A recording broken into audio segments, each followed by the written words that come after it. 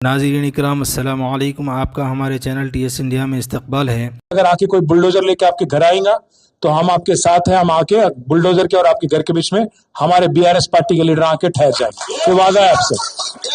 और एक बात नहीं, और एक बात, मैं डायलॉग बाजी के लिए नहीं बोल रहा हूँ, आपके खानों को खुश करने के लिए नहीं बोल रहा हूँ। आप जब तक एकजुट रहेंगे, आप जब तक इकट्ठे रहेंगे, आपको कोई कुछ नहीं कर सकता।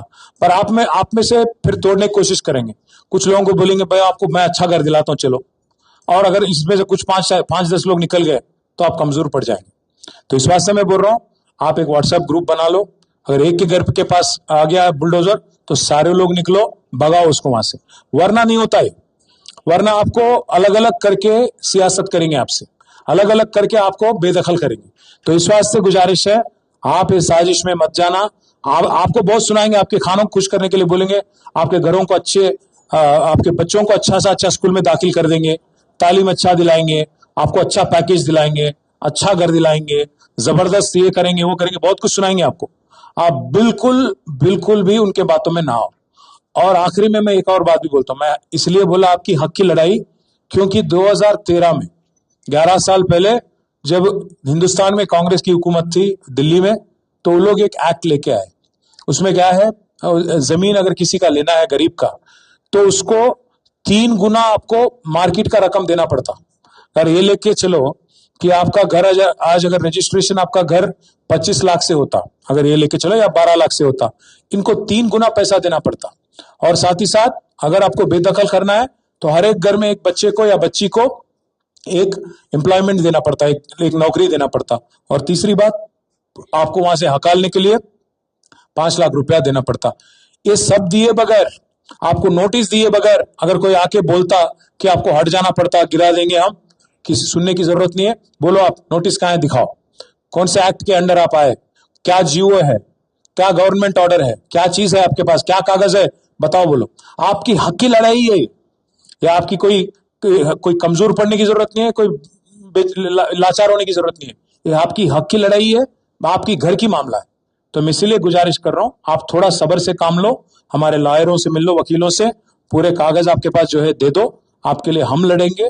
और जो लीडर है वहां पे आपको आज गुमराह करने की कोशिश कर रहे हैं, उन पे भी आप जरा नजर रखो और बोलो उनको, पूछो उनको कि क्या हम लोग करें, आपको हमारी तरफ से क्या तकलीफ हुआ, आपको वोट दिए, आपको लीडर बनाए, आज आप हमारे को बेघर कर रहे हैं, आप क्यों कर रहे हैं सब। आप जरूर ये सवाल पूछना, और खास जब हमारे बहनें पूछेंगी, क्योंकि मालूम है आज हमारे बहनें आप चलाते घर।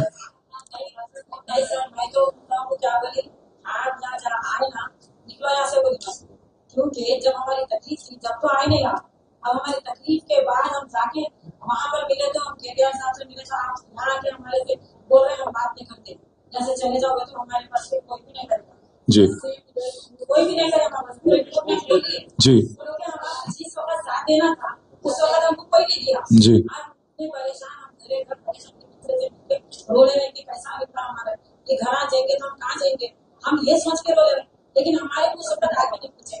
और आज क्या बोल रहे लीडर आके हम बात कर रहे, हम तुम्हारे हक के लिए लड़ रहे, भाई तुम लड़ रहे तो हमारे साथ आप जैसा बैठे, उनके भी जो बड़े हमको बताना ना, हमको मीटिंग कराना ना, जैसा आपके पास होगी वैसे ही कराना ना। हमारा भी दिमाग काम कर रहा, हम भी पागल नहीं है, अब तक थे पागल, अब नहीं है पागल। हम समझ गए हमारे कौन खैरखा है, कौन हमारे दुश्मन है, हम समझ चुके हैं।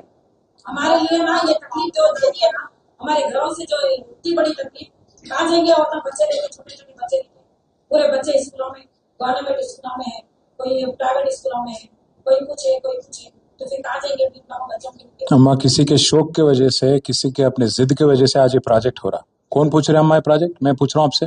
गरीबों को बेघर करने के लिए कौन बोल रहा, कोई पूछा क्या हैदराबाद में कि भाई आप पूछो, आप कौन से जीवो के अंडर कर रहे हैं आप, मतलब जीवो मतलब या तो R&R एक्ट बोल के है 2013 वाला, उसको बोलो, जो अफसर आया उसको बोलो कागज दिखाओ, कौन से ऑर्डर के हिसाब से आप हमारे पास आए, आप कागज दिखाओ। आज तक मूसी का, आइए सुधीर रेड्डी साहब आइए, हमारे सुधीर रेड्डी साहब एलबी नगर के एमएलए साहब है, इससे पहले मूसी के चेयरमैन थे, आप इधर आइए। अम्मा एक बात और समझाता हूं मैं आपको, हमारे सुधीर भाई आए इसीलिए मेरे को याद आया। सुधीर भाई हमारे Musi river front development corporation के चेयरमैन थे हमारी हुकूमत जब थी। तो एक मरतबा क्या हुआ, इन्हों एलबी नगर के एमएलए साहब है, बहुत सीनियर लीडर है, हैदराबाद के बहुत सीनियर कायद है, 35-40 साल से हैदराबाद की सियासत में शामिल है। तो सुधीर भाई क्या करे, पूरा एक प्लान बनाए, प्लान बना के मेरे को ले जाके केसीआर साहब के पास बिठाए और केसीआर साहब के सामने पेश करे, शामिल उनके सामने रखे कि बोले साहब ऐसा ऐसा मूसी में ये करना है, बहुत बड़ा प्रोग्राम है, करना है। तो केसीआर साहब एक ही सवाल करे, आप इससे कितने गरीबों को, कितने घरों को इफेक्ट पड़ता, गरीबों के पूछे। साहब बोले पड़ता साहब 2-4 हजार पड़ता। तो केसीआर साहब इमीडिएटली बोले आप इसको साइड कर दो भाई, गरीब के पेट पे लात मार के कुछ नहीं करना है अपने को, आप इसको बस अभी कभी के लिए आप साइड कर दो। बाद में अगर आपके पास कोई प्लान है जिसको लेके, अगर एकदम जो रिवर के अंदर है, मूसा नदी के अंदर कोई है तो ठीक बात है, उनको हटा के कहीं डबल बेडरूम दे दो, पर दोनों तरफ अच्छा सा अच्छा एक दीवार बना दो, शानदार दीवार बनाओ, जैसे हमारे हाई कोर्ट के सामने और हमारे सालार जंग के पास है निजाम जो बना है, बड़ा वाला दीवार दोनों तरफ ऐसे बनाओ ताकि लोगों के घर में पानी ना आए। और दोनों तरफ अगर जरूरत पड़ा तो एक रोड बना दो, और अगर कहीं जगह आपको जमीन मिली तो वहां पार्क या कुछ बना दो, बस उस हद तक रहो, पर गरीबों के पेट पे मत मारो। ये बोल के सुधीर भाई को रुका दिया और प्रोग्राम को रुका दिया। आज हम कांग्रेस हुकूमत से भी यही सवाल करना हम लोग, आप गरीबों को बेदखल करके 1 लाख लोगों को रोड पे डाल देके क्या करना चाह रहे हैं? हैदराबाद में क्या हासिल करना चाह रहे हैं? आप गरीबों के लिए घर बनाओ। केसीआर साहब 1 लाख डबल बेडरूम में घर बनाए, आप 2 लाख बनाओ, गरीबों की दिल जीतो। ऐसे अच्छे काम करके दिल जीतना, ये क्या कर रहे हैं? तो इसीलिए हम लोग बनाए गरीबों के वास्ते, आपको बेदखल करने के लिए नहीं बनाए हम बनाए जिसके पास घर नहीं है उसके वास्ते बनाए, जिनके पास घर है।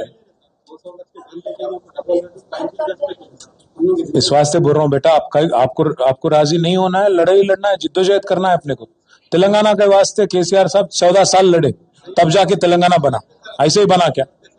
इस वास्ते बोल रहा हूँ, हिम्मत से काम लेना। 14 साल जैसे केसीआर लड़े तेलंगाना के वास्ते, आपके घरों के वास्ते, आपके बच्चों के वास्ते, आपके फैमिली के वास्ते आपको लड़ना पड़ता। हम आपके साथ हैं। यहाँ पे हमारे वकील जो अभी तक आप फाइल नहीं करे, आप कागज दे दो, थोड़ी देर आप इंतजार करो ऑफिस में, अगर आपसे नहीं हो रहा तो आपके कोई लीडर को या कोई बुजुर्ग को दे दीजिए, आपके बच्चों को दे दीजिए, यहाँ पे वो फाइल करेंगे, आपको आके कागज दे देंगे। और किसी का कोई और सवाल?